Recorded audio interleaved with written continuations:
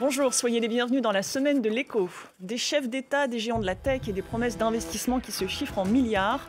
Le président français Emmanuel Macron et le Premier ministre indien Narendra Modi accueillaient cette semaine à Paris le sommet international sur l'intelligence artificielle. Face aux titans américains et chinois, quelle place pour l'Europe et le reste du monde? C'est la question. Une IA ouverte, inclusive, éthique est-elle possible? À l'issue du sommet de Paris, 58 pays ont signé une déclaration. Un texte non contraignant est boudé par les États-Unis de Donald Trump au nom de la liberté d'entreprendre. Entre Far West et réglementation excessive, que peut faire l'Europe? Une troisième voie est-elle possible? Enfin, l'IA est-elle une bonne affaire pour les entreprises? L'IA rend-elle les salariés plus productifs? Dope-t-elle les profits et la croissance? Quel impact sur l'économie et l'emploi? Eh bien, pour en parler, j'accueille avec moi à distance Nathalie Devilliers, experte en droit de l'IA pour la Commission européenne. Gilles Babinet, entrepreneur, coprésident du Conseil national du numérique, auteur de Green IA, l'intelligence artificielle au service du climat, voilà qui s'affiche aux éditions Odile Jacob. Et Guillaume Gralet, journaliste reporter high-tech au Point et chroniqueur à France 24. Bonjour à tous les trois et merci d'avoir accepté notre invitation. Bonjour. Bonjour. Emmanuel Macron a appelé à un sursaut de l'Europe pour combler son retard et annoncer 109 milliards d'euros d'investissement privé en France, notamment pour construire des data centers, ces énormes hangars de données. Ce sera le cas à Cambrai, dans le nord de la France. Le reportage de nos confrères de France 2. Dans la course à l'intelligence artificielle, une première gagnante, la ville de Cambrai. À côté de cette zone industrielle, 200 hectares de friches vont accueillir un centre de données d'ici 5 ans. Une bonne nouvelle pour le territoire. C'est le carrefour de l'Europe, on est extrêmement bien placé. On est à 1h30 de Paris, 1h30 de Bruxelles, 1h30 de Londres. Ça peut être une bonne nouvelle sur le plan économique. Ça va faire de la recherche, de l'emploi. Une opportunité inédite pour la ville, dont le taux de chômage avoisine les 9%. La mairie espère la création d'1 millier d'emplois et l'arrivée de nouvelles familles. Bien sûr, tout ce qu'il faut préparer au niveau des logements pour l'accueil des salariés, c'est tout ce qu'il faut préparer au niveau des écoles, bien sûr, de la formation en amont, préparer pour que l'entreprise, le moment venu, n'ait pas de problème de recrutement. L'investisseur, un fonds canadien, Brookfield, met 20 milliards d'euros sur la table pour financer centres de données et infrastructures. La France a des ingénieurs hautement qualifiés et c'est un pays qui nous donne accès à des énergies propres. C'est pour cette raison que nous sommes ravis de développer notre business en France et plus particulièrement de faire grandir l'intelligence artificielle dans cette partie du monde. Au total, 109 milliards d'euros investis pour développer l'intelligence artificielle en France, dont 50 milliards apportés par les seuls Émirats arabes unis pour un campus avec un super data center. Et l'américain Amazon va verser 6 milliards d'euros.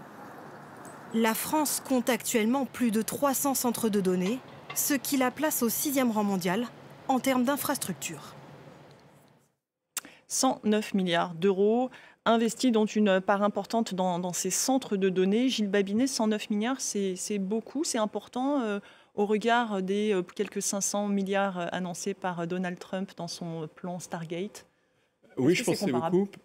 D'abord, je pense que c'est plus précis que les 500 milliards du plan Stargate. Il y a eu tout de suite, d'ailleurs Elon Musk en premier a dit cet argent n'existe pas parce que SoftBank, qui est l'un des investisseurs de ces 500 milliards, n'a pas les fonds propres. Oui, Elon Musk est d'ailleurs opposé à ce projet de Donald Trump. Il est très radicalement opposé à ça.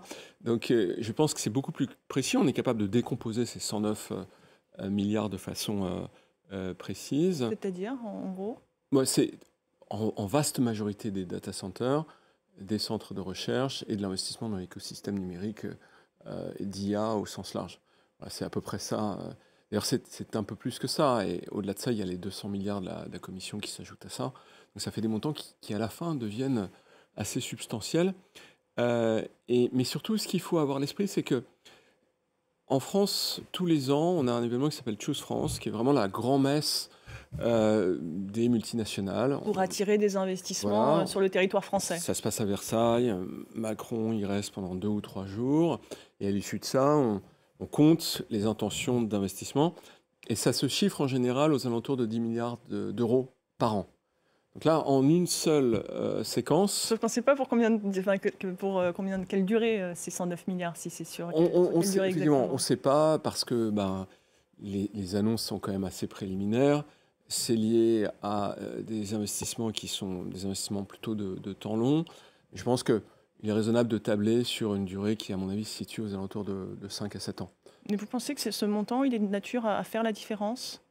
Ah oui. Rivaliser avec les mastodontes américains et chinois. Si vous voulez, par habitant, par français, c'est très supérieur à ce que l'on voit dans la plupart des pays. Là où vous venez de dire que ça nous positionne en 6e position, j'ai un peu sursauté parce que je pense que c'est plus que ça. Moi, je pense si on ramène ça par habitant, on est plutôt dans les 2 ou 3 premiers. 6e rang mondial des data centers, en tout cas à l'heure actuelle, des centres de données. C'est vraiment le nerf de la guerre, Guillaume Gralet ? C'est une brique essentielle. On parle beaucoup de l'importance des données qualifiées, des données de qualité. On parle aussi de l'importance de la main-d'œuvre, ça a été rappelé tout à l'heure. Et là, la France, on a quand même de beaux atouts. Et effectivement, il nous manque ce qu'on appelle on a besoin de muscler ce qu'on appelle les infrastructures, c'est-à-dire à la fois des capacités de calcul et des capacités de traitement. Donc, ça va permettre effectivement d'aller plus vite et d'avoir ces fameux géants mondiaux dont on a besoin. On en parlera tout à l'heure. Il manque peut-être encore la brique. Il faudrait muscler peut-être celle des capitaux et des investissements. On y viendra tout à l'heure, mais vous avez parlé de puissance de calcul. On a quand même un supercalculateur en France. Vous savez, ces supercalculateurs, Jean Zay et autres, ça a une caractéristique, c'est que ça se déprécie extrêmement vite. Et donc, vous devez remettre de l'argent en permanence si vous voulez rester au standard mondial. Donc là, avec ces montants-là... C'est une course sans fin, en fait. Oui, c'est une course sans fin. Un système technologique, la technologie progresse d'un facteur 2 tous les 2 ans. Donc, si vous voulez, c'est très simple. Pour le même montant, vous en avez 2 fois plus 2 ans plus tard. Et vous en avez 4 fois plus encore 2 ans plus tard. Et puis, vous en avez... c'est une exponentielle. Donc, en réalité... C'est un investissement qui est bienvenu parce qu'il s'exprime sur le temps long et il nous permet sur les couches basses, c'est-à-dire tout ce qui est l'infrastructure, de devenir beaucoup plus fort, là où on était notoirement déficient. Alors pour financer ces 109 milliards, on parle d'un fonds canadien, les Émirats arabes unis, la France aussi qui se tourne vers l'Inde, avec qui elle a coprésidé ce sommet à Paris. Gilles Babinet, qu'est-ce que ça vous inspire, ces alliances avec ces pays peu démocratiques ? C'est nécessaire ? Oui, alors le Canada reste, à ma connaissance... Pas le Canada, je pensais plus aux Émirats arabes unis ou... Oui, c'est certain que c'est pas une zone extrêmement démocratique, mais pour autant, c'est des investissements, et c'est des investissements qui sont relativement neutres dans la mesure où c'est des investissements infrastructurels. Ils n'investissent pas dans des écoles ou des universités, c'est des infrastructures de fonds, donc qui sont nécessaires. Mais qui sont stratégiques. Et qui sont tout à fait stratégiques. Si votre question, c'est est-ce qu'on maîtrisera les données, on est assez loin de cette question ici. C'est-à-dire que vous avez tout un tas de couches supérieures qui décident de qui maîtrise les données, qui restent à définir. Mais c'est précisément le nerf de la guerre. C'est pas tout le nerf de la guerre. C'est-à-dire vous avez beaucoup de couches entre votre smartphone et le data center. Et si on parle de souveraineté, de résilience, etc., c'est la maîtrise de l'ensemble de ces couches. Ce qu'aucun des pays n'est capable aujourd'hui, qui fait que vous êtes vraiment résilient. D'ailleurs, Sam Altman, le PDG du leader OpenAI, il rencontrait mercredi le ministre indien des technologies de l'information. Mardi, il était en Corée du Sud pour signer un nouveau partenariat avec le géant Kakao. C'est bien une course aux alliances qui est lancée dans ce domaine de l'IA. Oui, en tout cas, c'est une course de vitesse, effectivement. Alors, on voit, effectivement, c'est parfois des jeux de poker menteur. On a même vu pendant le sommet, c'était presque amusant à regarder parce que une offre d'achat par Elon Musk d'OpenAI, donc l'entreprise qu'il a lui-même co-créée en 2015, dont il est parti en claquant la porte et parce qu'il s'est fâché, parce qu'il trouve qu'OpenAI et ChatGPT, donc son bébé, sont devenus trop woke et ça a été trop progressiste. Voilà, trop progressiste. Et on a vu Sam Altman lui répondre depuis Paris en lui disant pas du tout, ça m'intéresse pas du tout. Si tu veux, je te rachète Twitter, mais beaucoup moins que ce que tu as acheté parce que tu as perdu de la valeur. Donc, c'est-à-dire qu'il y a ce jeu d'alliance. Stargate aussi, Gilles Babinet le disait très bien, il y avait un affichage un petit peu de Sam Altman qui, avec Larry Ellison et SoftBank, voulait revenir un petit peu dans la cour de Donald Trump. Effectivement, on voit bien que c'était pas très solide comme alliance. Donc tout le monde cherche à se positionner. On on va voir ce à quoi ça correspond. Ce qui est intéressant, c'est qu'on a quand même quelques acteurs français, on en parlera tout à l'heure, mais c'est vraiment une course aujourd'hui au gigantisme, alors qui est venue peut-être un tout petit peu bousculer l'arrivée de DeepSeek en se disant... Oui, précisément, DeepSeek qui montre d'une certaine façon, donc c'est cet acteur chinois qui est moins énergivore, en tout cas c'est ce qu'il prétend, moins gourmand, tout aussi performant, moins cher aussi, donc tout n'est pas affaire que de gros billets et de taille. Non, absolument pas, et d'ailleurs... Je pense que c'est important de le comprendre, c'est-à-dire il y a 2 grands paramètres, il y a la qualité de vos chercheurs et de votre innovation, et il y a les montants. Et aujourd'hui, ce qu'on voit aux États-Unis, c'est de moins en moins la qualité de la recherche et de plus en plus les investissements. Quand vous annoncez un projet de type Stargate, en réalité, on ne sait pas très bien ce qu'on peut faire d'un montant pareil. C'est-à-dire qu'il n'y a pas ce besoin d'avoir des data centers à 500 milliards de dollars. Après, c'est sur le long terme peut-être qu'ils se projettent. Oui, mais même sur le long terme, il y a beaucoup de gens qui ont été très critiques parmi les plus grands experts et les acteurs de cet univers-là en disant « ça n'a pas de sens ». Mais ça a un sens dans la mesure où vous découragez tous vos concurrents. Vous dites en fait... C'est un peu le match des annonces, quoi. On fait tapis de bombe, et donc pour le coup, essayez pas de rentrer en compétition avec nous, on va vous écraser de toute façon. Et je crois que DeepSeek...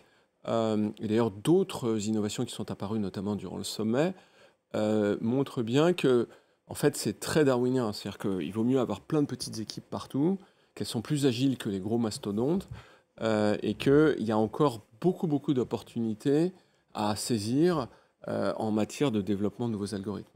Nathalie Devilliers, vous êtes conseillère, vous conseillez la Commission européenne face à ce choc des titans sino-américains. Mis à part la régulation, que peut faire l'Europe ? Je suis membre académique du Bureau européen de l'IA et professeur. Alors effectivement, moi ce que je lis, c'est plutôt des positionnements qui vont se déterminer par nationalisme, bilatéralisme ou alors régionalisme pour échapper en tout cas à cette tendance bipolaire entre la Chine et les États-Unis. Par exemple, le nationalisme va se traduire par l'exigence d'avoir des data centers sur un territoire. C'est la solution que l'Inde a proposée à DeepSeek pour permettre qu'elle puisse opérer sur place. Ça se traduit aussi par des coûts spécifiques pour, bien sûr, les emplois et aussi l'accès à l'information dans ce contexte-là. Des stratégies aussi qui peuvent être bilatérales, par exemple, sur la course aux semi-conducteurs, la R&D, la propriété intellectuelle. Là, par contre, on a des alliances qui sont parfois à l'intérieur d'une même zone. Je pense par exemple à Singapour, qui a des accords systématiques avec la Corée du Sud, l'Inde, les États-Unis. Par exemple, nous, dans notre cas, Union européenne, avec le Japon et avec l'Inde. Et puis, sur certains autres sujets, les alliances vont se créer en s'affranchissant de la région et essayer de créer quelque chose ensemble. Et c'est bien ce à quoi nous avons assisté avec le sommet, avec le Canada pour la recherche fondamentale, le Japon, Singapour, la Corée du Sud sur d'autres aspects. Et finalement, on ressent que sur certains éléments, en fonction justement de est-ce qu'on joue la carte du data center, de la R&D, du semi-conducteur, des terres rares, etc. On va avoir différentes stratégies qui vont opérer. Et puis l'Union européenne, dans tout ça, effectivement, quand on voit des éléments qui arrivent sur les données et en particulier sur les supercalculateurs dont vous avez parlé, on peut parler du projet des AI Factories. C'est-à-dire que l'Union européenne souhaite mettre à la disposition d'entreprises, y compris des PME, ces supercalculateurs pour réduire le coût de formation des modèles d'intelligence artificielle. Et puis, on va voir arriver, là, dans les mois qui viennent jusqu'à mai 2026, des stratégies qui permettent en fait de faire bouger les éléments du digital, donc du numérique, vers l'intelligence artificielle uniquement. Donc avoir une stratégie sur la donnée appliquée à l'IA, sur les services de cloud, et puis sur l'efficacité énergétique. avec des critères qu'il reste à déterminer. On va y venir. On a parlé beaucoup d'alliances. On a dit que la France pouvait compter sur ses hangars de données, ses data centers. Sa position aussi peut-être géographique, assez centrale, ses ingénieurs, ses startups et aussi quelques pépites. On pense bien sûr à Mistral AI. Oui, bien sûr, un Mistral, super pépite que Gilles Bobinet connaît bien, entre autres, mais on a QTI, un collectif open source, on a d'autres entreprises comme Dust par exemple, H. Tout ça, ça va vraiment dans le bon sens avec des bons ingénieurs, des ingénieurs qui ont souvent quitté, dans le cas de Mistral, des big tech, Google DeepMind pour une partie de l'équipe, Meta, Fair, donc Facebook pour une autre partie de l'équipe.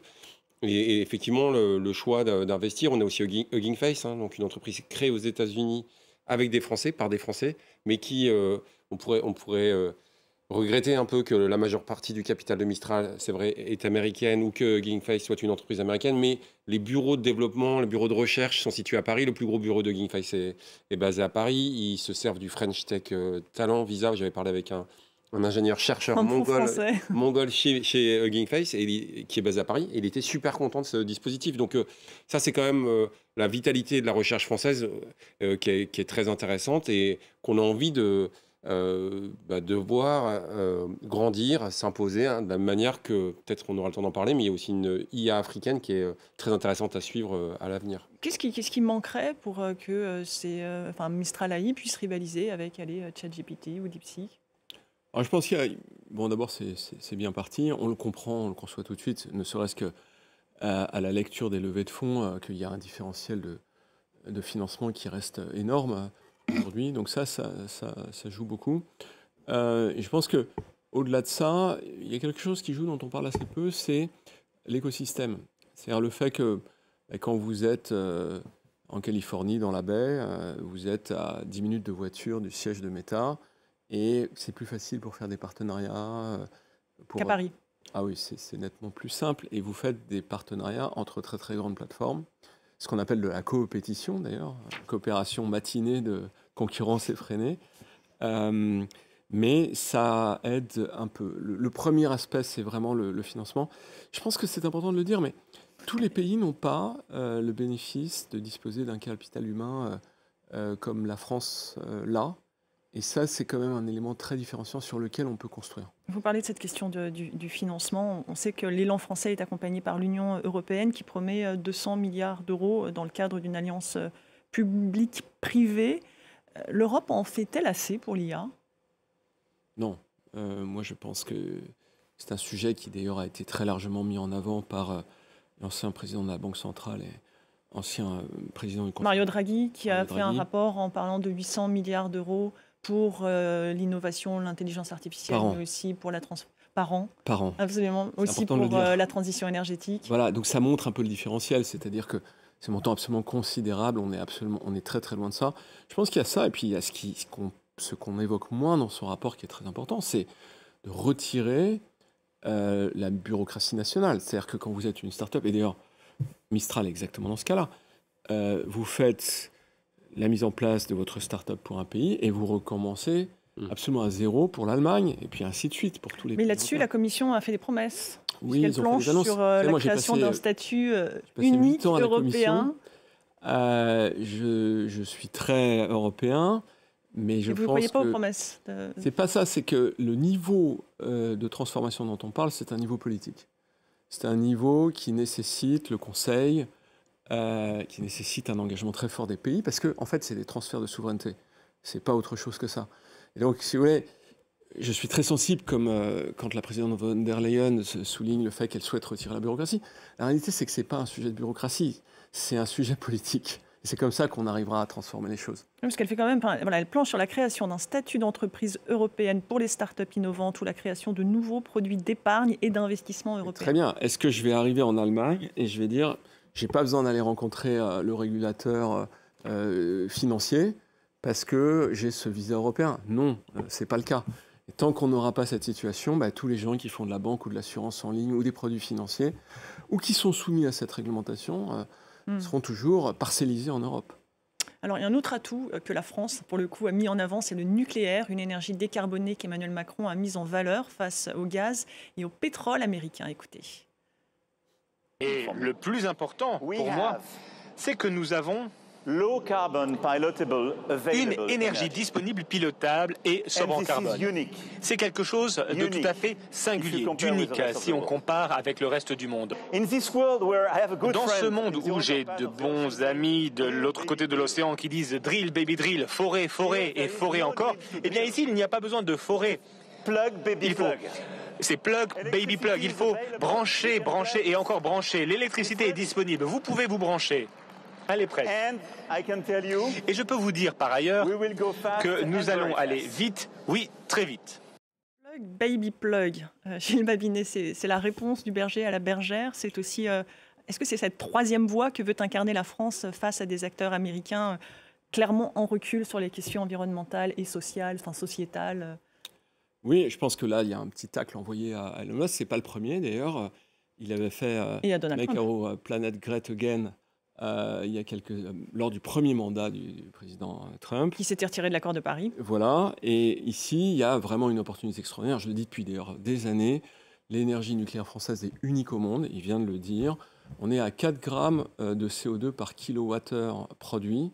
Si vous voulez, c'est vraiment extraordinaire. Il n'y a aucun pays n'est capable de faire ça parce qu'on intègre toute la filière de bout en bout. Et l'électricité française, d'une façon générale, c'est l'une des plus décarbonées au monde. Elle est à 30 grammes en moyenne, en mettant tout le grid électrique. Seule la Norvège, qui n'a pas de capacité supplémentaire, parce que c'est l'énergie hydraulique, se situe à peu près au même niveau. Là, on est en train de faire en sorte qu'on puisse utiliser les surplus d'énergie que, pour le moment, on exporte, pour faire en sorte que, finalement, on crée cette infrastructure de cloud. Moi, ça fait des années que je dis, il y a vraiment une opportunité extraordinaire, c'est d'attirer ces data centers qui sont très énergivores. Et là, je vois que l'opportunité a été saisie. Alors, c'est pas uniquement... C'est la qualité de l'énergie, la capacité à amener l'énergie, la RTE, de faire la connexion énergétique. Donc l'entreprise en charge du réseau électrique. Voilà, et la capacité à libérer le foncier de façon normative, c'est-à-dire en vraiment faire en sorte que toutes les études d'impact aient été faites convenablement. Et donc, ils se sont engagés à ce qu'il y ait entre 50 et 70 espaces de ce type en France qui soient très, très rapidement libérés pour pouvoir installer ces data centers. On l'a vu dans ce discours, mais aussi pendant toute la durée du sommet. Emmanuel Macron, il a vanté les avancées majeures que permet l'IA dans le domaine de la santé, dans tout un tas de domaines. Il a vraiment renoué avec l'esprit technophile de ses débuts. 8 ans après son élection, où en est la Startup Nation? C'est difficile à dire. Je veux dire, moi, je pense qu'on a fait un truc absolument extraordinaire. C'est-à-dire jusqu'à la dissolution, il se passait jusqu'à juin. Voilà, jusqu'à juin de l'année dernière, il se passait un phénomène très étonnant, c'est que je voyais des équipes vraiment de premier plan venir de partout dans le monde et s'installer en France, pas que sur l'intelligence artificielle, sur les crypto-monnaies, sur des sujets très très variés. Et ça, je pense que Guillaume a la même perception, c'était du jamais vu. C'est-à-dire qu'on a créé un soft power qui était attractif. Et puis on a du jour au lendemain, crac. On a cassé le jouet. On a cassé le jouet. Et ce que je vois, ce que j'ai beaucoup entendu en me baladant dans les allées du sommet, en discutant avec les gens, c'est qu'il y a quand même encore une intention d'un certain nombre de gens de revenir en France. C'est-à-dire que quand ils voient cette énorme dynamique qui se met en route avec ces 109 milliards, et puis finalement, cet écosystème qui se cristallise à Paris, ils se disent « mais pourquoi on ne viendrait pas là ?» Et plusieurs de mes amis chinois, américains, ont dit « ouais, on est sérieusement en train de regarder notre possibilité de venir ». Donc je pense qu'il faut être très attentif, c'est un jouet qui se casse facilement, mais finalement, vivre à Paris pour un Américain, c'est à peu près le meilleur endroit où il peut vivre dans le monde. C'est le rêve absolu. Et donc ça, c'est quelque chose qu'on ne peut pas nous ôter. Alors, ces 109 milliards, c'est un plan qui s'appelle Notre-Dame. Il s'inscrit dans le cadre d'une stratégie française, disons, plus globale, qui a commencé dès 2018. Guillaume Gralet, vous diriez que cette stratégie, aujourd'hui, elle porte ses fruits? Elle porte ses fruits. Gilles a dit que le jouet était très beau, il a été cassé. On va voir si on peut le réparer. Mais non, il y a eu effectivement énormément de signaux très positifs. Et puis effectivement, le fait qu'on parie vraiment sur la recherche, je pense que, encore une fois, la qualité de nos cerveaux. Il y a quand même, au niveau des entrepreneurs, c'est vrai que la qualité de vie à Paris, elle est super, comme dans le reste de la France. Je parlais hier avec Alain Aspect au Paris Saclay Summit. Il parlait, lui, de la qualité de vie dans le Gers, par exemple. C'est aussi important. Mais, non, mais par contre, il reste quand même des problèmes de fond. Tout à l'heure, pour faire vite, peut-être le financement, je pense qu'il faut qu'on soit plus fort là-dessus. Le salaire des chercheurs, quand même, je pense que c'est un vrai souci. C'est-à-dire que je parle avec des présidents d'université qui essayent de faire venir des chercheurs stars des États-Unis, d'Asie, de Chine, du Japon, etc. Ça reste, alors on met en avant la sécurité sociale, la qualité de vie, etc. Mais ça ne suffit pas. C'est-à-dire qu'on a des différentiels de salaire. Mais effectivement, on a cette volonté, le fait d'en parler, d'avoir des rôles modèles, ça va quand même vraiment dans le bon sens. Alors, dans la course à l'intelligence artificielle, on l'a vu, la création de data centers est indispensable, mais ils sont voraces, pour ne pas dire boulimiques. Ils ont besoin d'énormément de quantité d'énergie pour fonctionner. Ils ont aussi besoin d'eau pour être refroidis. Pour limiter cet effet, certaines entreprises misent sur des eaux de ruissellement impropres à la consommation. C'est le cas à Marseille, écoutez. Nous pompons de l'eau à raison de 3000 m3 par heure, donc assez faible, à 2 km d'ici. On va récupérer cette eau dans des tuyaux comme celui-ci, les échanger avec des échangeurs à plaques avec la boucle locale interne du data center et par transfert thermique rabaisser naturellement, sans consommation d'énergie, sans consommation d'électricité, la boucle interne du data center. Cette solution, Gilles Babinet, qui n'est pas une panacée, clairement, puisque même certaines personnes disent que cette eau de ruissellement, elle pourrait servir à l'agriculture ou à d'autres choses. Qu'est-ce que ça vous inspire ? Il y a beaucoup de tentatives d'essayer d'être moins vorace, plus efficace à la fois en eau et en électricité. Je pense que là-dessus, c'est vraiment un axe de recherche. Mon cerveau consomme 20 watts. Un gros data center, ça peut aller jusqu'à 1 gigawatt, c'est-à-dire, sans faire de détails, des millions de fois ce que consomme mon cerveau. Donc il faut absolument que la recherche passe par là. Je pense que toutes les solutions intermédiaires sont à prendre, mais pour le moment, si on veut vraiment mettre les grands modèles d'intelligence artificielle à l'échelle, c'est-à-dire faire en sorte que vous et moi, on s'en serve tous les jours comme on se sert des grandes plateformes américaines, eh bien, on n'a pas la ressource en énergie au niveau planétaire. Donc c'est un sujet de recherche. Ça veut dire qu'il faut aller chercher ailleurs, sur une autre planète. Il n'y a pas la capacité à adresser, comme le font les GAFA aujourd'hui, 3 milliards de personnes quotidiennement. Ce n'est pas possible actuellement. Mais si vous voulez, je l'ai dit tout à l'heure, les gains de performance de l'intelligence artificielle, c'est un facteur 2, 4, même plus chaque année. Donc je suis assez confiant sur le fait que... Mais dans un monde fini, quand même, ça pose certaines questions. Oui, et puis, si vous voulez, on ne peut pas se permettre de croître notre consommation énergétique totale de façon significative. Là, donc il faut peut-être réfléchir à des façons plus sobres d'utiliser cette intelligence artificielle. Exactement, et c'est d'ailleurs un sujet de recherche extraordinaire. Vous avez actuellement, par exemple, toute une discipline qui cherche à faire en sorte que le calcul ne se fasse plus dans le data center, mais dans votre smartphone. En conclusion du sommet, 58 pays, dont la Chine, la France et l'Inde, ont signé une déclaration pour une IA ouverte, inclusive et éthique. Une vision rejetée par les États-Unis qui y voit une menace de censure. Écoutez ce qu'en dit son vice-président.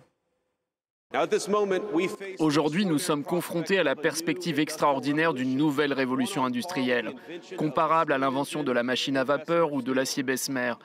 Mais elle ne se produira jamais si une réglementation excessive dissuade les innovateurs de prendre les risques nécessaires pour faire avancer les choses.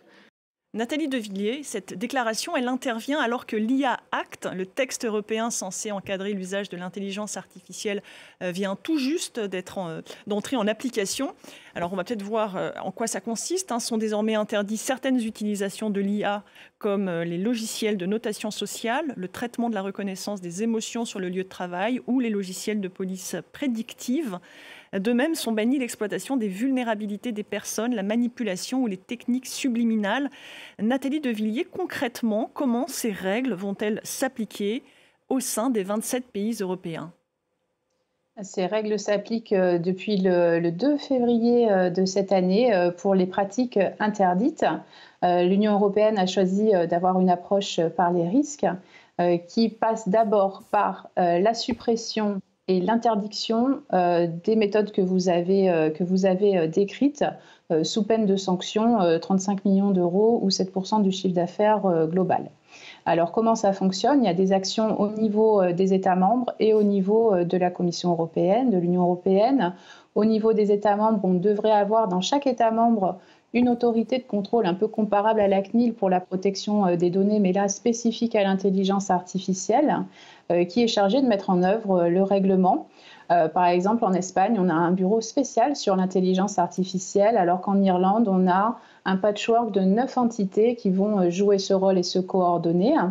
Et puis, au niveau de l'Union européenne, c'est le Bureau européen de l'intelligence artificielle qui va coordonner l'action de ces différentes agences nationales de l'IA et puis jouer le rôle de gendarme comme le fait le Comité européen à la protection des données pour la protection des données.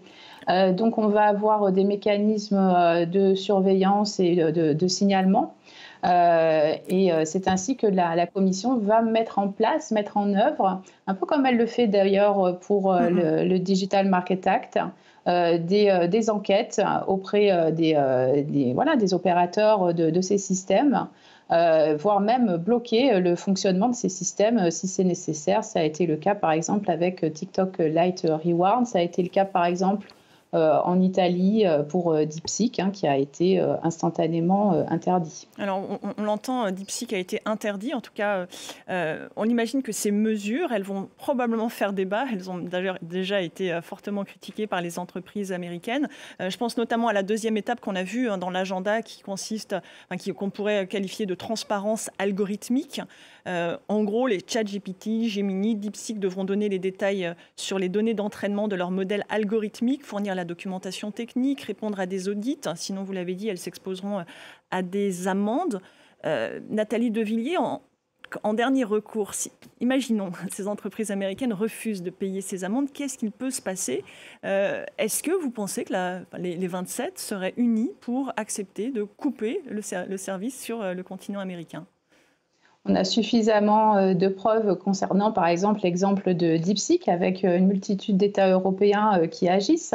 On n'a pas uniquement en plus le levier des autorités de contrôle nationales, on a le levier de la Commission européenne, pourquoi pas. Et puis on a aussi un autre levier qui est très connu dans les pays de common law, pays donc États-Unis, c'est l'action de groupe, la class action, qui existe dans tous ces textes. En fait, tous ces textes reposent à chaque fois sur la possibilité de faire cette class action. C'est pas notre tradition juridique, mais on est en passe de l'utiliser. Oui, c'est possible. L'Allemagne le fait actuellement avec une action de groupe contre X et TikTok sur le fondement du RGPD, du DSA et du règlement intelligence artificielle. On imagine aussi que de telles mesures, elles pourraient faire partie des négociations en cours dans la guerre commerciale lancée par Donald Trump. Disons que c'est un argument de poids tout de même. L'Union européenne, ce sont 450 millions d'usagers potentiels.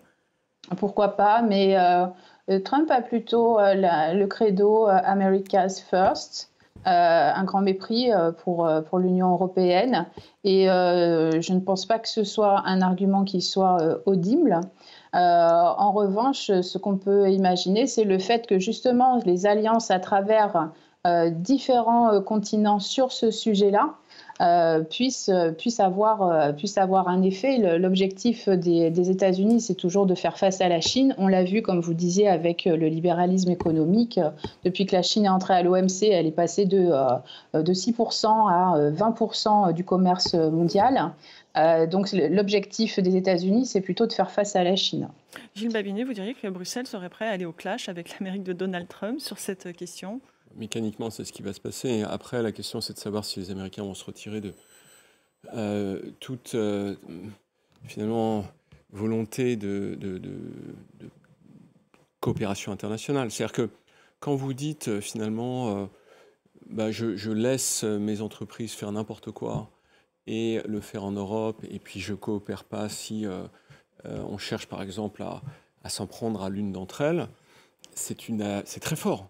C'est-à-dire que vous pouvez vous attendre à la réciprocité et que le jour où ils viennent chercher une entreprise européenne qui dysfonctionne, eh bien, on ne bouge pas non plus. Donc, si vous voulez, tout s'arrête en réalité. C'est le contraire de tout ce qu'on a cherché à construire depuis 80 ans. Je pense que les Américains, enfin en tout cas Trump et D.J. Vance, qui se comportent comme un sagouin lorsqu'il vient en France, là, les 2 fois où il est parti vraiment au moment les plus stratégiques. C'est-à-dire qu'il a fait son discours et il est parti. Oui, et puis même au dîner à l'Élysée, il s'est levé, il est parti. sans vraiment expliquer ce qu'ils faisaient. Donc c'est très calculé, c'est volontaire, c'est une volonté d'agression. Mais si vous voulez, il y a un moment où vous arrêtez de marcher sur l'eau, parce que les choses se mettent à se bloquer et dysfonctionnent. Si on coopère, c'est pas parce qu'on est gentil, c'est parce que c'est efficace et que c'est l'intérêt de tout le monde de faire ça. Et donc l'intérêt des États-Unis, c'est aussi de coopérer. Et dans ce domaine, ça va se retourner contre eux rapidement. 58 pays ont signé la déclaration finale. Nathalie Devilliers, vous diriez que ça ne fait pas beaucoup tout de même. Quel avenir pour la gouvernance mondiale de l'intelligence artificielle ? C'est très compliqué, effectivement. 100 participants, 58 signataires. La Grande-Bretagne qui s'éloigne parce qu'en réalité, dans les premiers volets, les éléments de consensus portaient sur les aspects sécurité, donc la robustesse des systèmes, l'aspect aussi protection des territoires. Et puis on sent bien que là, du fait que le cœur du sujet soit devenu un petit peu plus environnemental, investissement, puis on en parlera peut-être sur les emplois, ça donne l'impression qu'en réalité, le consensus n'y est plus. Et donc ça explique finalement que les dynamiques régionales ou bilatérales pourraient prendre le dessus. Donc on n'a pas fait un pas en avant. On vous sent tous pessimistes, hein, Gilles Babinet. Oh non, moi je suis très optimiste. Ça se voit pas. Je pense que les Américains font n'importe quoi, mais ça c'est pas nouveau. Ils ont élu un président totalement erratique et donc on a la conséquence de cette élection. Et je pense qu'ils le paieront. Ce sera les premiers à le payer en réalité. Mais sur le fond, ce qui se passe est une excellente nouvelle. On a des technologies qui amènent des gains de productivité, qui vont permettre de résoudre des problèmes fondamentaux de l'humanité. Et donc, je suis plutôt optimiste. Mais qui est très énergivore, vous l'avez dit, oui, pose parce d'autres que problèmes. Si vous prenez des technologies précédentes, elles avaient leurs travers, et ces travers, on les a progressivement réglés. C'est sûr qu'on a un problème énergétique premier, mais là, on a l'impression que ça se décuple, enfin, que c'est comme des bombes climatiques. Enfin, les choses vont plus vite, vous le dites. Je ne pense pas. Je pense qu'aujourd'hui, il y a l'équivalent de 60 fois en appel d'offres aux États-Unis la puissance installée. Ça n'a aucun sens. Et lorsque le chemin de fer a commencé à arriver, vous aviez 150 projets de chemin de fer Londres-Manchester. Vous voulez dire que ça s'est rationalisé avec le temps ? Rationalisé. Alors, en attendant, il nous reste très peu de temps. L'intelligence artificielle va rebattre les cartes dans de nombreux secteurs de l'économie. Guillaume Gralet, selon le FMI, 60% des emplois vont être impactés. D'ailleurs, ce sont souvent des emplois à valeur ajoutée. À haute valeur ajoutée. Voilà, c'est la nouveauté. Les emplois à haute valeur ajoutée sont touchés. Très rapidement, on risque de voir aussi la robotique faire des gros progrès. Alors, ça n'en est qu'au balbutiement, mais il y a eu des projets qui ont été montrés, comme le projet AMI, Advanced Machine Intelligence, où on voit que même si on a du mal à mettre au point un humanoïde qui se tient sur ses deux pieds, qui a toute l'agilité d'un être humain, c'est ce qu'on risque de voir après-demain. Donc, effectivement, tous les métiers sont menacés. Alors, il y a plein, je ne vais pas en parler des heures, mais il y a des livres comme Robot Proof du président de l'université Northeastern, professeur Aoun, qui sont très intéressants, qui amènent à se réinventer toute la vie, pour garder un peu d'espoir quand même. Alors, selon Goldman Sachs, l'adoption de l'IA pourrait stimuler la productivité, vous l'avez déjà dit, d'1,5 point par an sur 10 ans. L'intelligence artificielle coûte cher, mais ça peut rapporter gros. Oui, et d'ailleurs, ça, c'est le rappel à la raison. C'est-à-dire que vous lisez partout dans les journaux que les emplois vont disparaître. En filigrane, c'est un peu ce qu'on laisse entendre quand on dit 60% des emplois vont être impactés par la productivité. En réalité, ils vont être modifiés, ils ne vont pas disparaître. 1,5%, c'est beaucoup et c'est peu. Pendant les années 60, on avait 4% de gains de productivité par an. Donc 2,5 fois ce que l'on a aujourd'hui en prévision d'ici quelques années. Ce que nous dit Goldman Sachs. Donc si vous voulez, moi quand je vois les gens qui disent mais c'est horrible, l'emploi va disparaître, mais c'est, je veux dire, la rationalité, la raison, tous les travaux des économétristes nous montrent que ce n'est pas vrai. C'est le sens de l'histoire. Et oui, c'est le sens de l'histoire et c'est une très bonne nouvelle. Nathalie Devilliers, en 2 mots de conclusion. Oui, écoutez, moi je suis très contente de travailler dans une école où je forme des personnes à l'éthique, au droit, au management et aux sciences des données. il devient nécessaire pour tous ceux qui sont actuellement en formation ou qui vont justement réorienter leur métier d'avoir cette double compétence et d'avoir justement l'ambition, en tout cas, de travailler avec des systèmes d'IA et de faire leur part du travail éthique et de ne pas justement tout attendre de la réglementation, des investissements, etc. Il faut que chacun arrive aussi à se prendre en main et en tout cas, on espère nous donner envie de le faire. Mais écoutez, on va essayer en tout cas de se prendre en main. En tout cas, cette IA, elle fait réfléchir, elle interroge et on en reparlera probablement sur ce plateau. Merci beaucoup à tous les trois d'avoir participé à ce débat. Merci à vous de nous avoir suivis. L'information continue sur France 24.